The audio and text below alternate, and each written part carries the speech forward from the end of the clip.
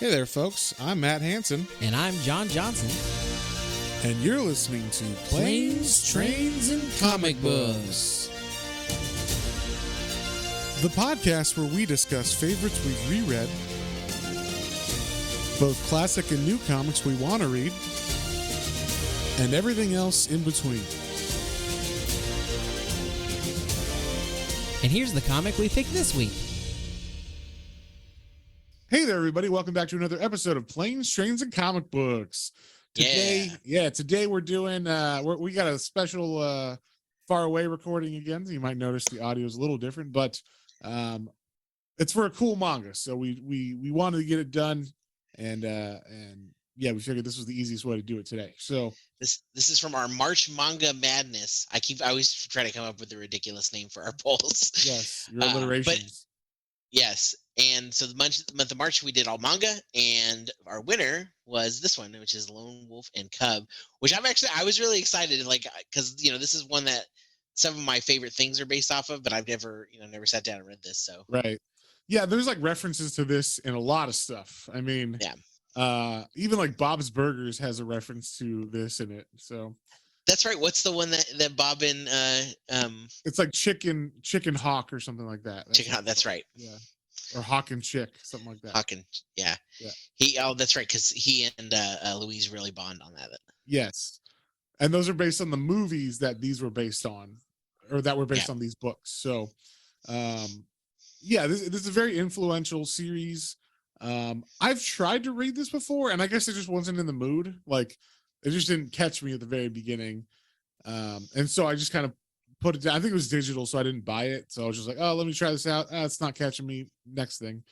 So I hadn't read this before, but I did know that like Frank Miller and other people in the late 80s, early 90s were like, we need to bring this shit over from Japan because it's amazing. And I believe he is the reason why like Dark Horse started publishing this specifically. And if you notice, the cover for the first manga of this from Dark Horse is actually from Frank Miller.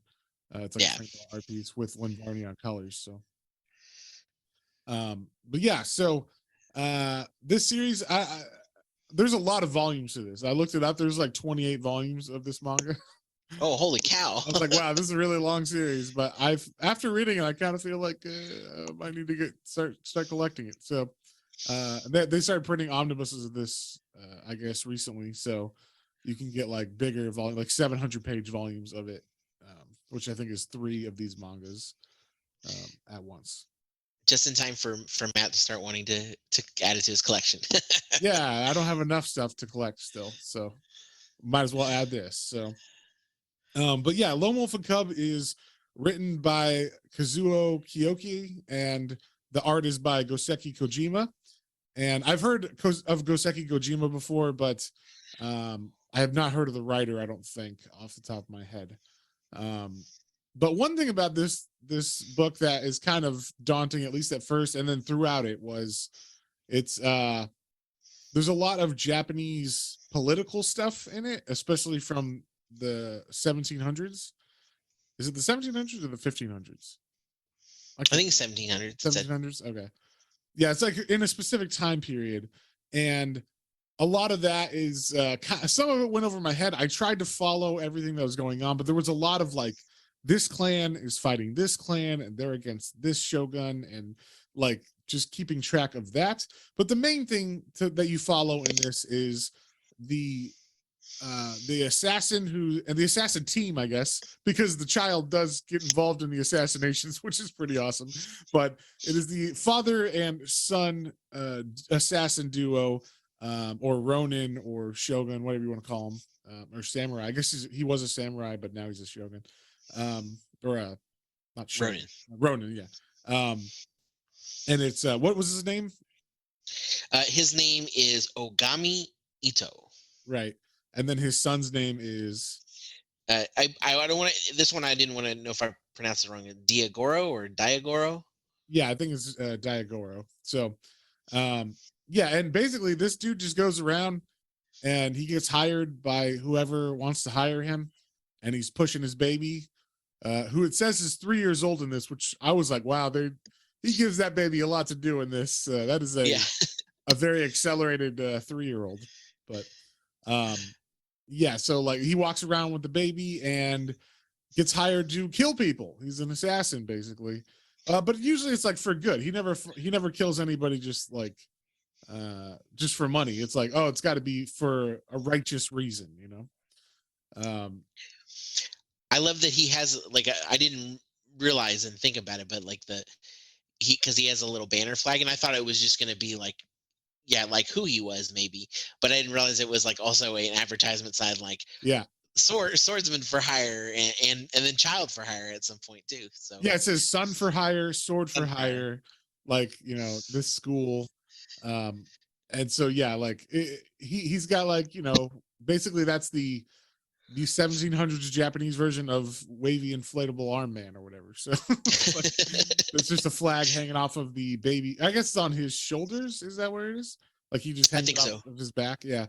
And then he's pushing this baby carriage that I liked had a lot of useful things on the baby carriage, like hidden knives and weapons, and also a bulletproof bottom that they could tip that thing over and hide from people with flintlock rifles and pistols. So And it floats. and it floats too. Yeah, It's all it's a super Deus Ex useful. Machina is what that thing is. But yeah, and I will say like this is definitely a like a prototype manga. You know, like when you read it, you have to kind of put yourself in the mindset that this is an older one, and so you're gonna get stuff that like tropes that you've seen commonly in other mangas, but you got to remember like this is the first one, you know, like this is the one that set up all those other ones that they copied, you know. So it's kind of like with music. If you go back and listen to old music, you're like, man, this I've already heard this riff like 10 times. It's like, yeah, but they did it first or whatever, so Yeah, that's like how many times was it sampled? yeah, exactly, or whatever, you know. Yeah, or stolen. Or either one, yeah. But yeah, I really like the aesthetic of this because it is the time period it's set in. And I also like, you know, even though I said like it's a little confusing with the Japanese political stuff, it is definitely like it doesn't hold your hand, and I appreciate that. I kind of like it when things don't hold your hand and you just kind of have to figure out what's going on by like the artwork or the context of the conversations.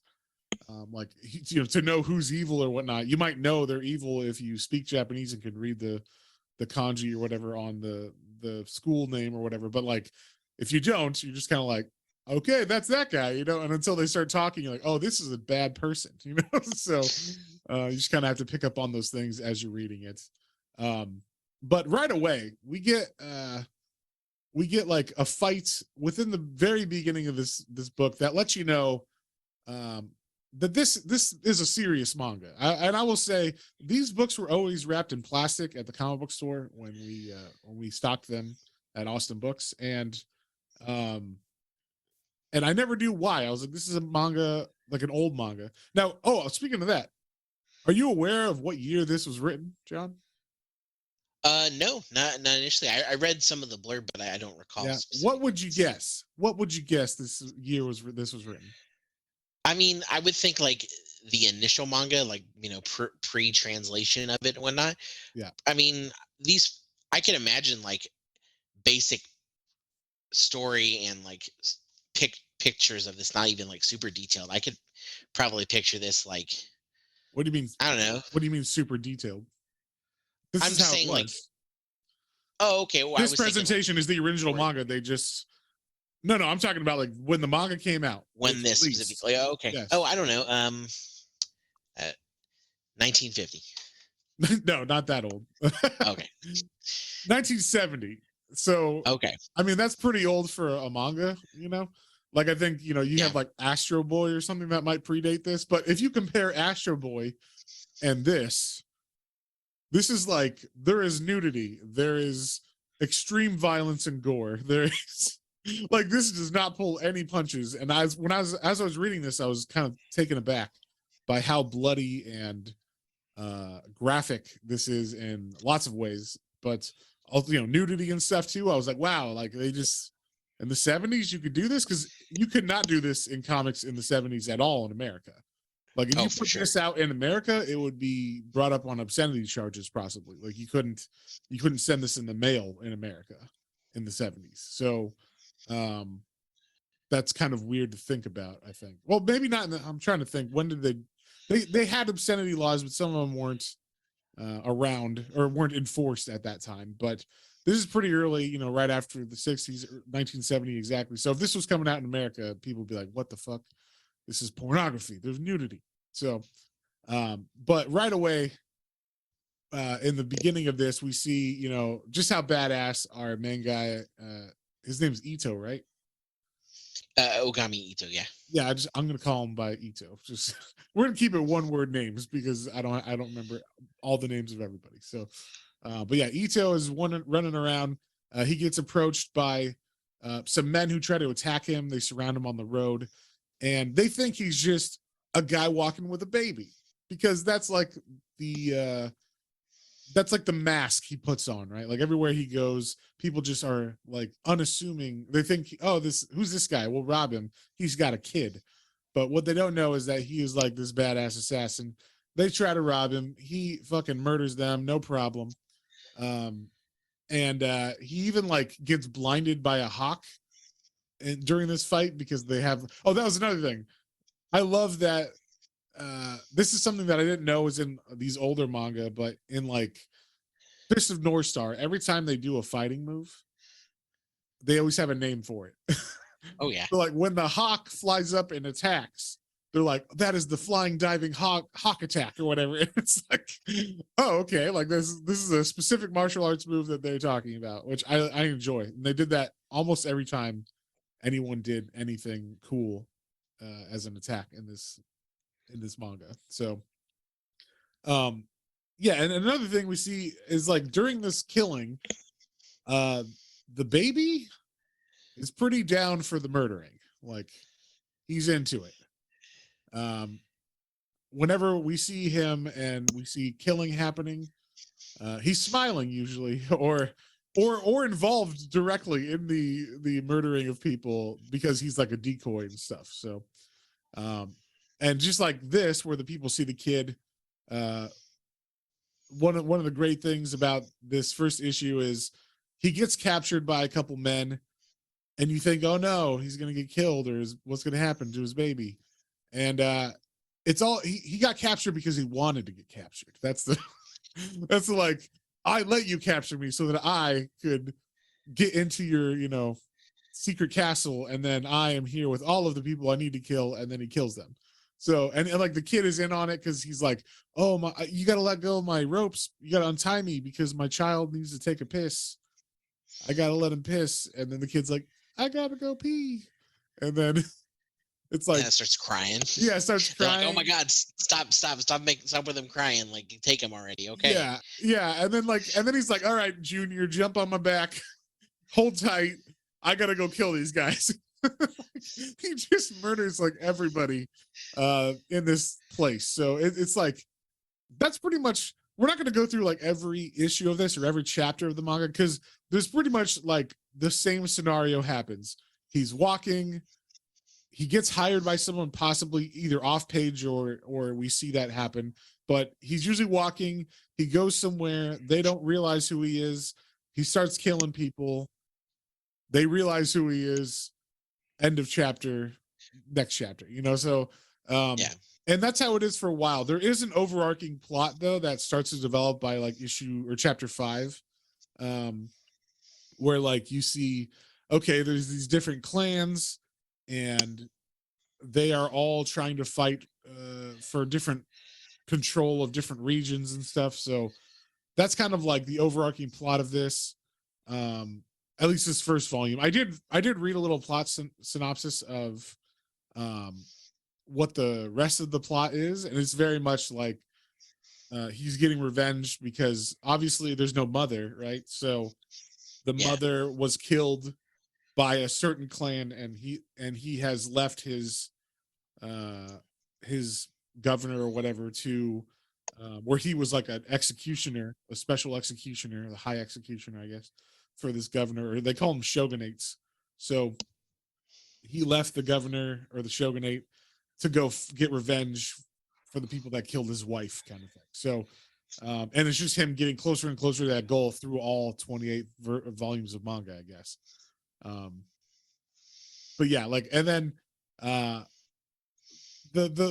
that's pretty much how they progress. They get more and more crazy, I would say, as we go along. I don't know if you had any specific stories that were your favorites, but I loved this beginning of the second issue where we start off with the child or his son looking like he's drowning in a lake. And just so happens that this guy who is a pretty badass warrior looking dude who has guns on him, he's like a samurai with guns. He sees the baby and he's like, oh my God, I have to save this child. So he takes off all his, his clothing, including his 2 guns. He dives in after the child and then is immediately stabbed because Ito is waiting for him in the shallows or whatever. Yeah, waiting in the shallow depths. He's like, ah. Yes. And then the baby is like, yay, I had fun being a decoy, like pretending to drown and murdering this person. So it's pretty awesome that the child is just included in all of this murder, and it doesn't seem like it's a problem. And even so much as to, like, at the very end in the last issue of this, or the last chapter of this book, he makes the baby choose between like being a kid, like he's like, choose a ball or the sword, and like the kid has to think about it for a second, and then he's like, sword, and like he walks over to the sword, and then Ito's like, good choice, like you've chosen the way of the warrior, you will defend like your mother's honor or whatever, and like you will continue after me. And yeah, I thought that was like super fucked up, but also like super funny. I don't know, just like, it's so weird. You would never get a comic like this with these sensibilities in America, especially at this time, because the cultures are so different, right? Like it's a cultural difference of like honor and all that kind of stuff that is showing through these scenes or these chapters. So I gotta ask you, John, were you taken aback by the sex in this book? The full on sex? Yes, I was. I didn't. I like it. I knew. Yeah, I could tell it was going to get a little sexy as far as like something was going to happen, and well, I knew it was going to have some nudity, I should say, because there's some sex that was not in a good thing. But right. I mean, yeah. There's rape in this as well. Yeah.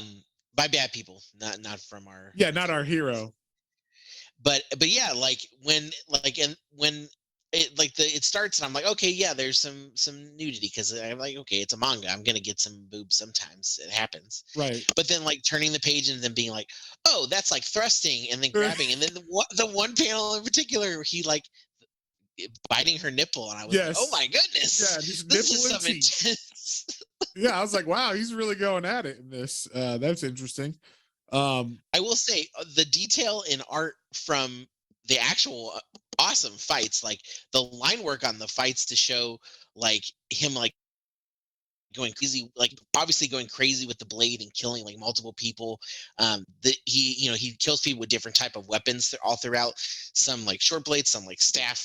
I don't know the name of them all, right? But all very unique, but all like absolutely gorgeous artwork. Yeah, down to even the like, the nudity and sex is like super detailed, and it's like, oh my goodness, like even that's like, okay, wow, like he went all in on it, on the art for every panel of this. John was very impressed with the way he rendered breasts. All right. Yes. That's what you're saying. Yes, as we all know, that's the number one thing I talk about, Matt. Yep. Call him John Titty Johnson. That's all he cares about. For different reasons. But yeah, so I thought that was shocking, like when I first read it, because also I didn't know this is from the 70s, but I knew it was pretty old. So I was just shocked, like, oh wow, this has like actual graphic sex in it. And then another thing that I thought was amazing, like I said, the baby gets to do a lot of interesting things. And in the second issue, not only does he pretend to drown and gets a man killed, later on in the issue, he is found with the guy who took his guns off. They take his gun and they put it in the baby's hands and then put him off in the distance. And as the target of the assassination is walking, they see the baby and they're like, oh my God, that baby's got the guy's guns that we've been looking for. Like, how did he get that gun? And I was just like, they just gave a baby a gun, like, and he's just waving it around and like pointing it at shit. I don't know if it's loaded or not. Probably is. If we're just gonna, give a baby the gun, sure, why not? Maybe the baby knows how to shoot and can defend himself. I don't know, but I just thought it was funny, just the imagery that you would never see in a comic from the 70s from like Marvel or DC of a baby holding a gun is just holding a handgun. Yeah, it's just amazing. So needless to say, like every one of these definitely has like a twist, where like it's kind of like a crime mystery a little bit. Each one of these has like a setup that you're kind of you as the reader don't quite know exactly who the bad guy is, who the good guy is, and they reveal those things throughout as like slowly as it progresses through each chapter. And like I said, each chapter is a self-contained story, so you get a full story in each chapter where there's a setup where he gets hired or he comes into town, and then he runs into the bad guys, and either he fools them and gets them to do something he wants to do before he kills them, or he just straight up murders them all immediately. So yeah, I think each one of these chapters was fairly fulfilling on their own. Like I could have read like, just kind of, you told me the basis of this and like given me any one of those, I'd be like, oh, that's a cool story. Like I would like to know more of that. I think I like, we read 9 in total, I think. Yeah, I think it was 9. Yeah, I think there was one that didn't have as much, very little killing compared to all the rest. So yes, and I will say, if you are an animal lover, this book gets pretty graphic towards animals. I mean, like when usually like the bad guys are like, oh, we can't beat him on foot, we will trap him by battling him on horses, and that doesn't work either, because he just chops the horse's legs off as they run at him and their heads off and whatnot. So yeah, it's pretty crazy. One thing I liked is they have like there's a lot of that like honor code, right? Even between bad people.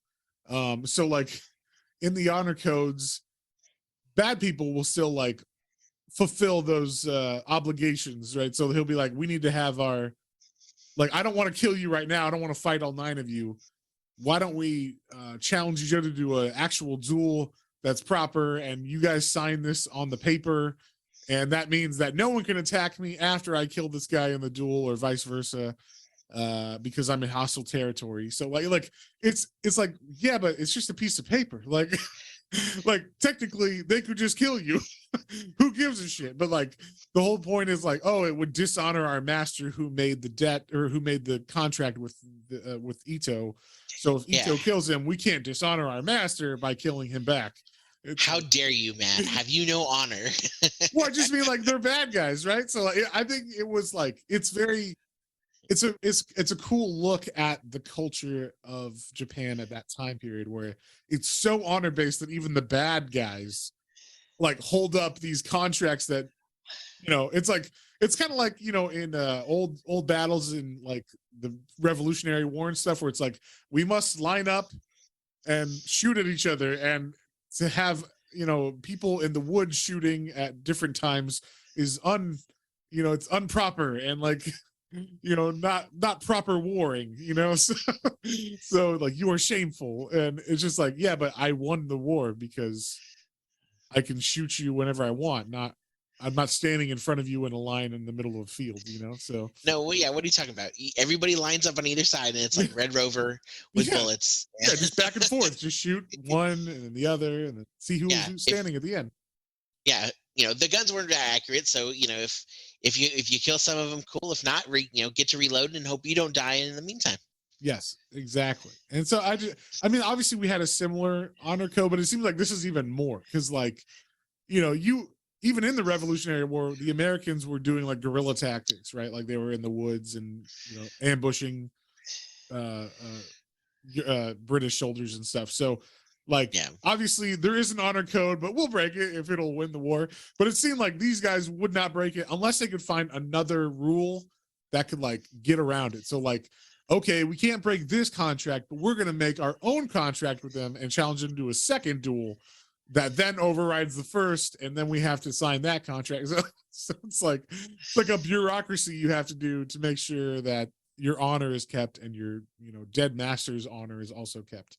Yeah. So I just thought that was very interesting. It's like a very it's a very different and interesting culture, and I like the way that they would do that. Like that they're so honorable that they'll hold up like dead people's contracts. So yeah, I'm trying to think. Was there any other ones that stood out to you specifically? There was one that was kind of interesting too. Is in the fourth one when there's a couple that comes up to hire the baby, the Yes. son, and I was like, okay, where's this gonna go? Where's this gonna go? Um, and he's like, yeah, okay, well, I don't need payment, but my baby's hungry. And then this 3-year-old, they're like, hey, you're a woman. I can tell, even though you try to hide it. No, they were underneath. they were hiring the baby to suckle or to like that was like the reason they were hiring the baby. I know, but I mean, like, I think, like, I guess maybe he realized that without her saying, because he was like, I don't need a payment because you're just gonna do that. And she's like, oh, that's right. That's kind of why we wanted to do it. Yes. Yeah, because she needed to breastfeed, and I guess she was full of milk and sore because no one was feeding off of her. So they're like, "Can we hire your baby to suck out the milk or whatever?" And he's like, "Well, you don't need to pay me. The baby will be fed, and that's enough payment." So, Yeah. yeah, shit like that. It's like an interesting thing that would never be in an American comic, especially in the 70s. No, So exactly. That's why I was like, that's wild. I never imagined seeing something like that in a comic. yeah, for sure. One thing I loved about this comic is the double page spreads were just like magnificently drawn. Like the really cool layouts that look like I can only imagine what they look like in the original art, like just gigantic landscapes. Usually it was like during like he's trying to show like two opposing sides gathering for battle, and like it just looks gigantic, and the scenery, like the actual environments look very, very cool. So Oh yeah, there were some panels that were, like you said, they're sweeping across like 4 or 5 panels, but then all those panels make up that one image, and very, like, you could see how, like, where Tarantino took things from that, like Kill Bill, with him in the middle and all the bodies like strewn around him, or uh, uh, anytime I can pull a Star Wars reference, I will. right. It's, the Mandalorian right now is hot, and Stole Mandalorian, this. so he's so hot right now. Uh, and no, it's an amazing show. But yeah, I totally see like some of those references. In particular, the one you mentioned, because Grogu has a moment where he has to choose between two things, and it's very similar, and I thought that was really cool. So they So stole it. I Is was what like, I mean. they are Heavily an borrowed. ode and a reference to it, Sure. An and they homage. specifically said that. Yeah, it is in homage. Sure. All right. I mean, that's what George Lucas based a lot of Star Wars on. That all of Star Wars is based on a lot of Thieves samurai is lore. what they are. Thieves. So yeah, a lot of stuff. And pretty much anytime you have an adult and a kid on a journey together, like even you could even say like The Road, the movie The Road, or the book The Road, that is Yeah. a man and a son, same thing. You're gonna have the same like dynamic between two characters if it's an adult and the kid, or a kid. Oh, like Kick Ass. Yeah, Kick Ass, The similar with the dad and Hit Girl, Yeah, right? Big yeah, Daddy and Hit Girl, yeah. Hit Girl. Yeah. So yeah, like there's a lot of this in media, but I believe, I might be wrong, but I believe this was the first time that trope was used, at least like I this. I feel like because I've heard this manga referenced dozens and dozens of times, and like reference to all the ones we mentioned and many others. I've heard so many people talk about Right.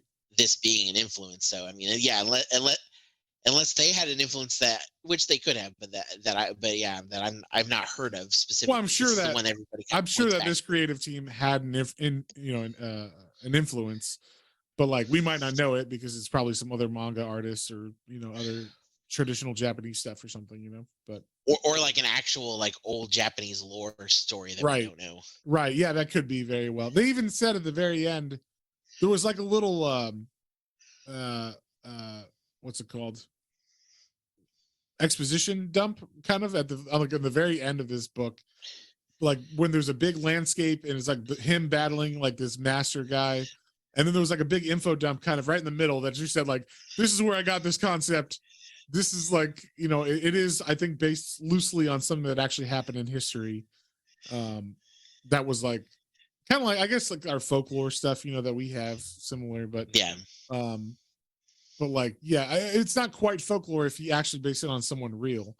But yeah, I think that's kind of cool that he's like, this is my interpretation of kind of how those events happened. Like, obviously, this isn't perfectly, or this isn't actually what happened, but it's what I think could have happened from that story that I heard. Yeah. So, what did you think about the use of urine, specifically the kids' urine, as a mode of either starting a battle or distracting bad guys for the Ronin, or for the for Ito? I mean, it's pretty great for the story. I mean, I like the next one in particular. Yeah, he's like, there's like a group of guys, and he's like peeing off the side of a cliff on one, and they're like, oh, how dare you soil my robes and whatnot, and they're like, oh yeah, whose child is this? And he's like, oh, it's mine. And yeah, I wanted to, I needed this to happen, so thanks for coming up here. Yeah, well, that's the thing. Like, it seemed like some of this stuff was, at first you thought it was like happenstance, like, oh, the kid was just pissing off of a ledge. It so happened these guys fell or were underneath it when he was peeing. But actually Ito orchestrates it so that these are actually the people he was supposed to kill, so that they get into this situation and don't realize that he is actually an assassin that's coming after them, that has planned this whole thing. And but yeah, he uses his child a lot, and specifically his child, to pee on them or to do other things during battle and whatnot, in order to get ahead, I guess, on some of these people that he's trying to kill or has been hired to kill. So yeah, I just wanted to get your take on that, because that's such a, they do that in Dragon Ball too. Like, that's something that comes up fairly often, is like a little kid that has to go pee, and I guess it makes sense.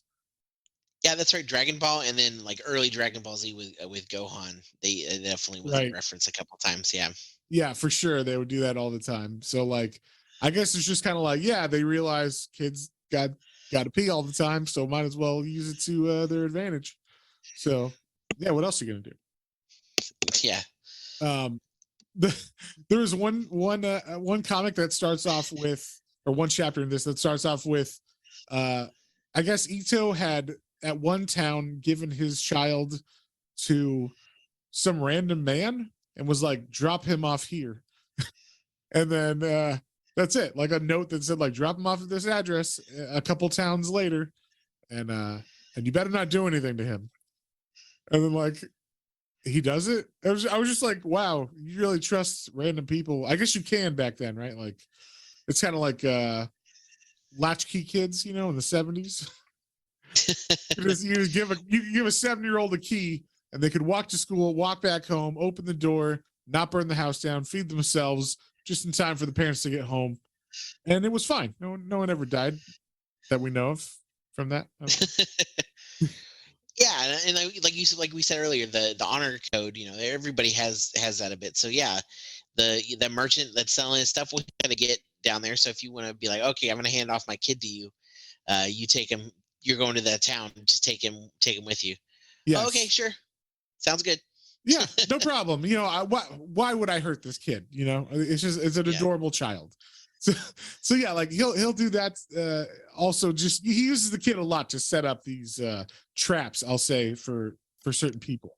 And it's also like, because people have heard of this assassin that travels around with a child, and they're the ones who gave him the name. Like the I guess the people who hear of this man and child assassin team, they're the ones who gave him the name Lone Wolf and Cub. So they say that every now and then in this, like, oh, are you the Lone Wolf and Cub? Or they say, oh, we knew you were the Lone Wolf and Cub because you had that child. So he has to sometimes give the child away in order to not look like Lone Wolf and Child. And then the child comes back later when he needs him to help him fight or whatever. So yeah. You had mentioned when we were talking before this, one of the more interesting plots and storylines in this book was the eight, what are they, the eight gates of assassins or something they're called. Yeah, so like, and it was funny because so I felt like it was going to be much more intense as far as like, so there's these eight, like from the part of the comic, it's or this issue, it seems like they're naked but like training, so it's like obviously they're like strong, supposed to be beautiful, powerful women, they're what did they, I forget what they call the They call them the eight that specific gates. group. That's what they call them. Sure, they eat gates, but I was trying to remember what they call them, the beat sushi kimi, I think is Oh yeah, yeah, the yeah, title for them. I was trying to remember the title that yeah. they Which have means for like this. warrior women, basically, is Yeah. what that means.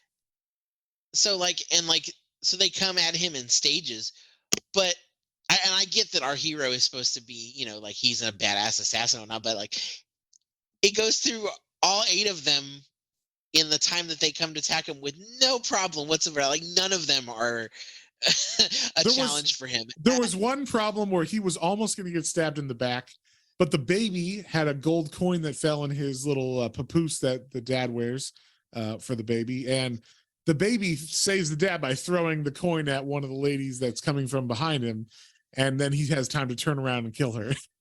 Yes. So once again, the kid But comes in clutch.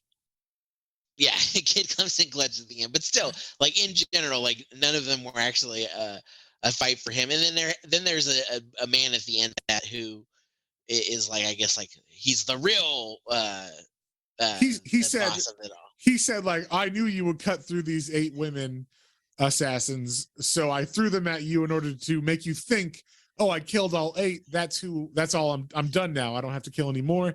But guess what? There's a ninth motherfucker, and that's me. So it was supposed to like make him drop his guard because he's killed all eight of them. Then they're known as the eight gates and all that. So he hired But them then for a of very course, specific reason.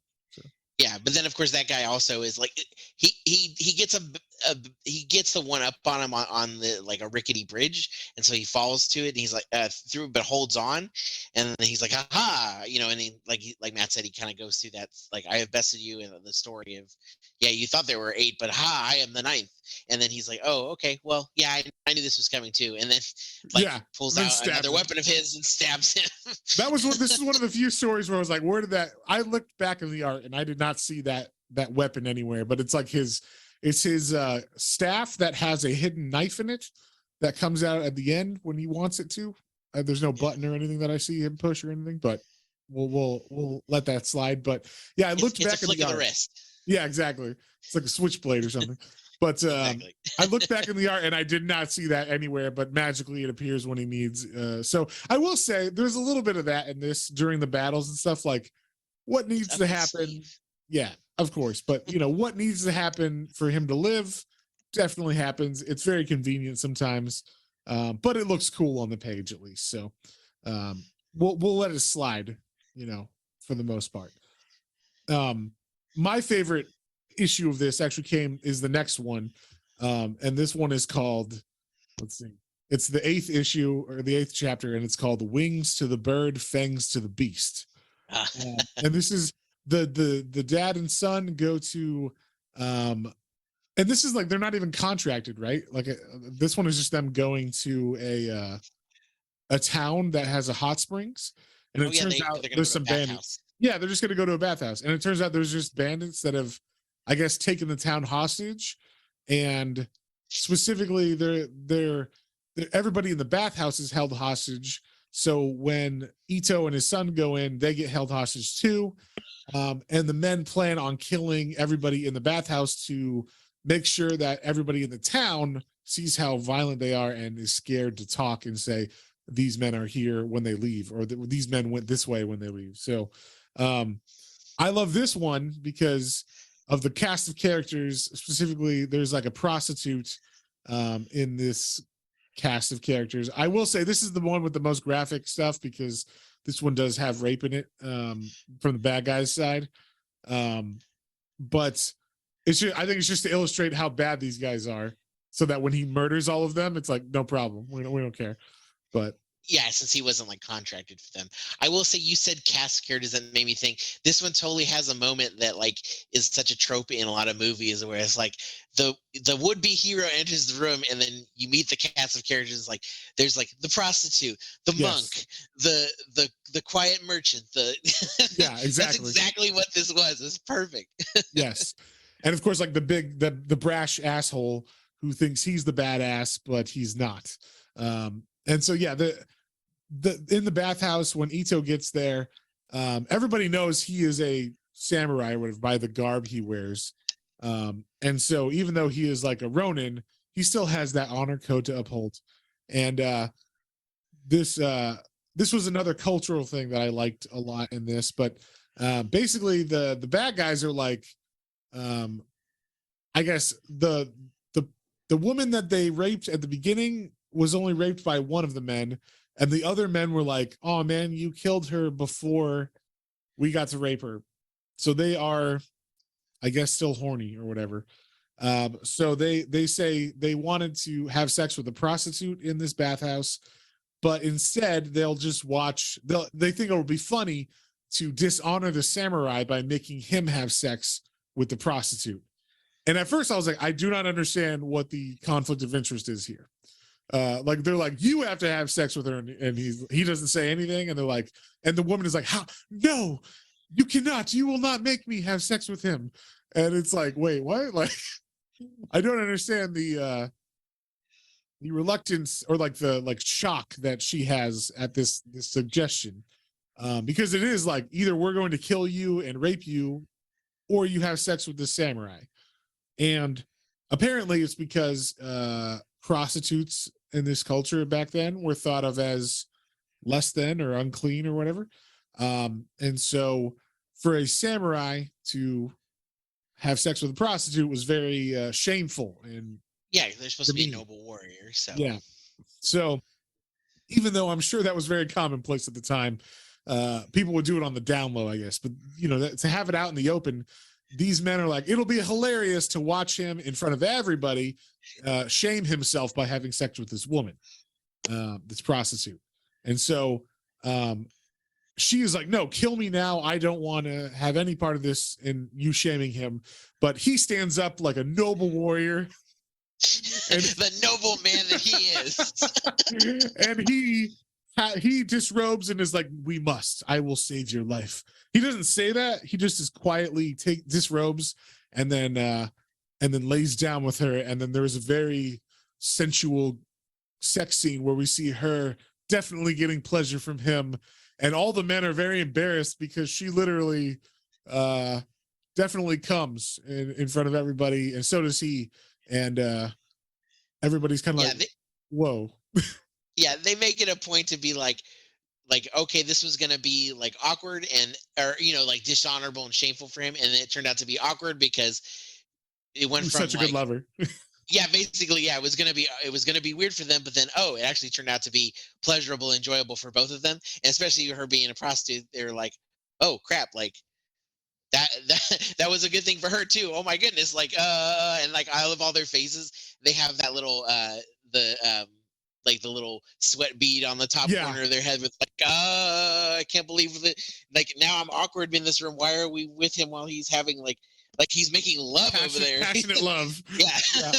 That, and also there's people like coughing, like trying to look away and whatnot. So I just thought that was awesome. Conan. Like it was very Conan, but I thought it was funny, like because of the different cultural implications. At first it was off, or it threw me off, but I actually liked that. To like, it was a twist on something that I think we've seen this before, probably not quite exactly like this, but a similar thing where it's like, oh, I'm gonna help you, and then the prostitute is like, oh, I'll sleep with you because you're such a good guy or whatever. But this is like a twist on that, or different version of that, where she's like, I will not dishonor the samurai, and he's like, no, I am such a good person that I will not let you die. I must sleep with you.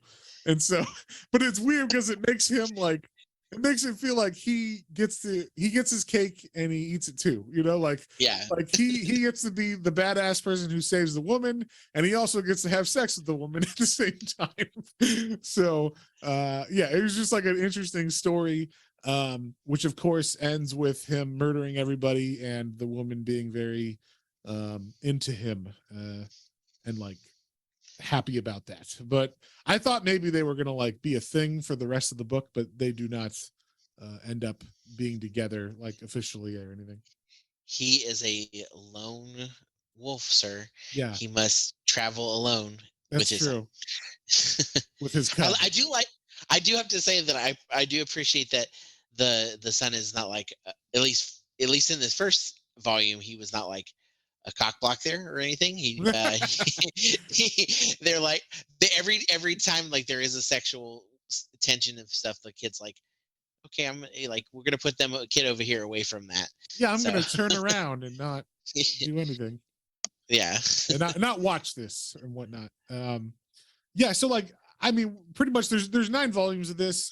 The last one is him kind of the culmination of this at least first overarching story arc where he runs into the head of the rival gang or the head, it might even be of his gang. I think he has gone rogue and they are like, what, you have dishonored your shogunate and now we must fight you because you have dishonored him.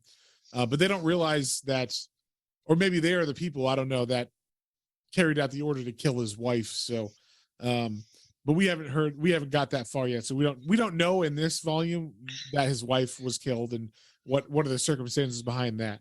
I just read ahead because I wanted to know why there was this tension in the first place and how he became a Ronin. But yeah, and this is also the one where the kid decides to choose the sword over the ball at the age of 3. This is a kid that gets shit done. This is the kind of kid I like. All right, he's got your back, even though he's 3. Literally, he will distract the bad guy and then literally get on your back, climb on your back, and he's got your 6. Yes, he exactly. holds on tight. In this, he does have his 6. He like at the very end of this, he defeats all like the main bad guys, and then there's the one last one. There's like the boss or whatever, and the boss runs at him, and it's like, oh, he is going to lose because this boss is better than him at sword fighting or whatever, and because he has the kid on his back, the kid is wearing like one of those mirrors that like surgeons wear or whatever on their fucking heads for light. Yeah. And he blinds the old boss dude, and that makes it so he kills the boss without any other issue. So like because of the kid, that's why he's able to kill the boss. So I thought that was pretty badass actually. But that was actually like the culmination of or the example or the embodiment of the child choosing the sword over the ball. So that is the end of this this volume, which is volume 1 of Lone Wolf and Cub. I thought it was pretty badass, but John, what would you give it? What did you think? Oh yeah, I am right there with you. Like I said, I went into this probably a little more excited than you initially, just because of, like I said, the connotation that I know with this, with things I already love. Like I said, especially like the Mandalorian being Right. like it's like it's space spaghetti western / samurai mixed in with this. It's pretty much beat for beat on a lot of that. And so like I was very much like ready to do that, to see that, and like it did not disappoint. As a matter of fact, it like exceeded my expectations with like the art with it, and then like left me like in like jaw dropped in awe and like shocked of some of the things that I saw in this. Yeah. So yeah, like it was fantastic. I really, like I said, I can't talk enough about the art. All black and white. I don't know if we mentioned that specifically. Yeah, well, most manga is black like most and white. manga is. But yeah, I guess that kind of goes without saying. Then my bad. But in particular, the line work on this to get certain things across, like I said, from his amazing, most of it, like I would say, that's one thing too with his sword work, that I would say he dispatches most of his enemies with like a quick like just real like He always slashes them he always slashes them in the stomach or down the middle of the face. Yeah. So yeah, they're usually like pretty quick kills. If it's like a large group, like I said, there's one or two panels where I said very like Kill Bill or uh that large swath of like just seeing bodies strewn about or all around him. But yeah, like I just thought it was really cool. Every time it like did like a zoom in on like just his face or his eyes and like showing that like intense look on him. I love the way it was drawn. And then like you said, even the cub like specifically having those expressions of like oh, I'm excited that this death is happening, or like oh, I'm involved in this killing, or I'm involved in Yes. this plot. So There are I many liked all scenes of where like the Ito is chopping off people's arms and legs and shit and murdering people, and in the background he makes sure to draw the baby looking in joy at his dad murdering people, which I thought was several hilarious. times, or like I don't know. There's several times he's got like his hands together, like he's going to be clapping or Yeah. something Yay. for what's going on. So yeah, I thoroughly enjoyed this. I definitely want to read more of this one. This one is like you said, I don't know as far as collecting it, but I definitely is on my list to dive further into. Yeah. Um, I don't know. I don't remember what I gave all of the other manga that we've read, but this is definitely one of my favorites that we've read so far. Right. Like this is the Junji Ito stuff I really enjoyed. I like the horror elements, and then this is cool storytelling. This is one I really enjoyed. So I'm gonna give this one. I'm gonna give it a 9. Honestly, Oh, it nice. was really good. Yeah, I'm gonna give this one a 9 too. I think I went in with not low expectations because I know what it is, but I went in with the idea that I said at the beginning, where it's like, okay, this is a prototype of a lot of things that we've seen already in stories and stuff. So kind of like I said, when you listen to older music, it can take the shine off of it because you've already seen that trope or those storylines and stuff way too many times, copied a bunch, um just over the last 40 or 50 years. So I was like, okay, that might make it less enjoyable because of that. But in fact, I don't know. I thought a lot of the elements in this were actually pretty fresh because they did twists on it, and then also because of the whole, it's a different culture. I really liked that about it because it made everything feel new, or at least interesting and different from what we get here in the States, where they might have these same concepts, but they're from a Western or an American point of view. And so they don't have that cultural aspect to it. And that made this feel really original and interesting to me. So, um, yeah, I'm a 9 is like, I'm actually like gonna go buy these now. Like I'm gonna buy the omnibuses that are out right now because I want to read the whole story. And this was like, by the end of this, I was like, I am fucking into this story. Like I love this kid. I love this main story. I kind of might need to brush up because there was a glossary in the very back for all the Japanese terms and stuff. Because at the beginning of this book, we didn't say, but there was like a foreword that was like, hey guys, we're not going to hold your hand on these Japanese words because there's not really a direct translation in English. So you're just going to have to read those Japanese words, and through context of the other words that you're reading in English, figure out what they mean. So, and then at the very back, there is a glossary of a lot of those terms. So you get the definitions, but in the text, in the actual book, there's no, definition, or you just have to read it. And Or cliff notes, yeah. yeah, there's no cliff notes that you can just reference really quick. So I personally didn't go, read the glossary every time I didn't, know a term, but I tried as my best just to follow along the main story and through the context of what was happening, gather what those words meant. But I like that too, because it's kind of like, it makes you work for it. And when you work for a book or you work through a story, it makes it mean more to you, because you're like, oh, I get it. It's kind of like DC. When you read DC, you're like, oh, I finally understand why Hal Jordan was Spectre or whatever, because in this, all the continuity now, and it makes you feel special. It's like the same thing with that. Like, oh, I know all this, like this context of all these terms, and I get it now. So like, it means more to me as a reader, kind of thing, because I feel special. So, and I put the work in it, kind of thing. So, yeah, I enjoyed that about it a lot. So I'm definitely going to continue reading this. I think, unless did you have anything else on this one? No, I don't think so. I think I feel solid in our coverage of Cool. Lone Wolf and Cub. Nice. Well, then we should mention that next week we're going to have our exclusive Patreon episode. And so if you would like to be part of that, you can join our Patreon at patreon.com/planes, trains, and comic books, all one word. And the cool thing about this one is we're starting our first multi-part series in that we're going to do Watchmen, but we're breaking Watchmen up into 3 episodes. So over the next 3 months, the exclusive episode will be the Watchmen parts 1, 2, and 3. And we're doing 4 issues an episode just to try to really cover it, really go in depth and give it its due for the amazing work of art it is. And I will say that John here has never read Watchmen. He tells me he's read pieces and shit, but what the fuck does that mean? I've read a panel or something and I understand no, you don't.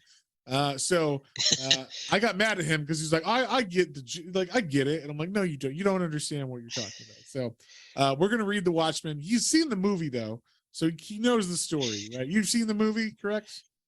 Yeah, I have seen the movie, and I didn't say I understood the whole thing. I said that I've read parts of it, and then like I know like I've other parts that I've gone back that were different from the movie because I was curious, and then because I watched the show too that was on HBO. That makes no sense to me. I don't know how you watched that show and understood anything without reading the book. Even if you saw the movie, like half that shit isn't in the HBO show, so or in the book. So yeah, makes no sense. But whatever, John. We're gonna read the actual book, the text by Dave Gibbons and Alan Moore, one of the best comics of all time.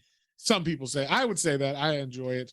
But yeah, so this is the first time for John, which is kind of for the fun. Planes, Trains, and Comic Books podcast. We're finally going to read what most considered to be one of the greatest comics of all time. Yes. And I am excited to like fully sit down and like explore it. And like that's why when we talked about it, and like I said, we're doing it for our patrons specifically since y'all really, you guys are obviously really enjoying the breakdown of comics. So we're going to give you the in-depth version of this as I dive into it fully for the first time, and Matt is there to not hold my hand, but be like, how did you harass me the whole time?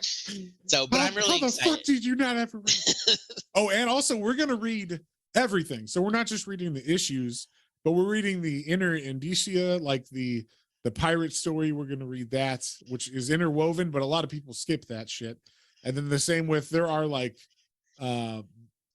book excerpts that characters from Watchmen or characters in Watchmen wrote books in that continuity or in the series. And after a chapter or after an issue, at the very back of it, there will be little excerpts from that book. So we're going to read those too. We're going to read everything, and we're going to talk about all of them as they come about through the 4 issues that we're reading each time. So okay. Oh no, my God, we got to read a book. We have to read it, or like it's like a real book, not just a picture book. Yeah. So we're gonna do that. So if you once again, I should say we want to thank our patrons. So thank you to Otaku Mike, Hoku, Christian, and Matthew for supporting us. We very much appreciate it, and we hope you guys enjoy it. Be sure if we just kind of pick out these topics off the top of our head. So if you have a topic you want us to do for the exclusives, be sure to shoot us a message on Patreon or on our email and let us know. That email is planes, trains, and comic books, all one word, @gmail.com. And if you do that, we'll definitely take those into account when we're picking our exclusive episode topics. So or books. So yeah, just wanted to throw that out there. We don't know what we're reading for the first book next month. We'll let you guys know probably in a post the week before we do that for the first week of April. So yeah, but we do have a special one we're doing for Easter coming up. That's right around the corner. So, yes, when is Easter, John? Do you know? I don't even know when that is. I know it. I know that we're getting pretty close. What is Easter? Let me double check. Easter 2023. Oh, I guess we do know what we're doing because Easter is Sunday, April 9th. Oh, April 9th. Okay.